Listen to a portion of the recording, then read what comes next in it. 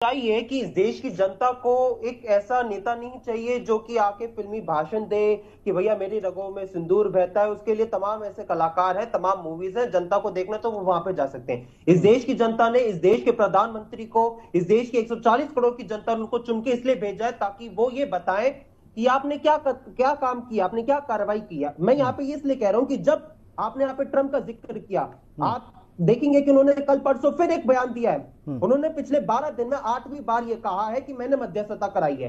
अगर इस देश के प्रधानमंत्री अपने 22 मिनट का भाषण देते हैं, उसमें अमेरिका का नाम नहीं लेते हैं, तो इस देश की जनता सवाल पूछेगी। आज इस देश की जनता को यह नहीं जानना है कि आपकी नसों में क्या बह रहा है, क्या नहीं बह रहा है, कभी पैसा, कभी सिंदूर। इस देश की जनता को यह जानना है कि जब ट्रंप जो है पिछले 9 दिनों में तीसरी बार कभी ट्वीट के जरिए, कभी प्लेन में, कभी कहीं बैठ के एप्पल के सीईओ को कहते हैं कि भैया भारत में आप अपना मैन्युफैक्चरिंग मत लगाइए, तो इस देश की संप्रभुता के लेकर जब सवाल उठता है तो वो इस देश की जनता मोदी जी से सवाल पूछना चाहती है। इस देश की जनता मोदी जी से सवाल यह पूछना चाहती है कि हमारे सपा के प्रवक्ता ने बात करी पीओके को लेने की, मैं भी वही बात बोलना चाहता हूं, यही इस देश की जनता जानना चाहती है।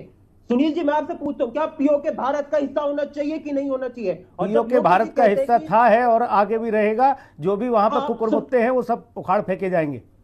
हाँ, जब योगी जी कहते हैं कि मोदी जी का तीसरा कार्यकाल दे दीजिए, 6 महीने के अंदर अंदर पीओके भारत का हिस्सा होगा, तो आज हमारे पास मौका था, दस्तूर था, सब कुछ था, तो आपने पीओके क्यों नहीं लिया? किन शर्तों पे आपने किया? ये सवाल आज हम पूछना चाहते हैं। आज भारतीय जनता पार्टी कहते हैं कि पाकिस्तान के डीजीएमओ का फोन आया और हमारी डीजीएमओ ने सीज फायर के लिए मान गए।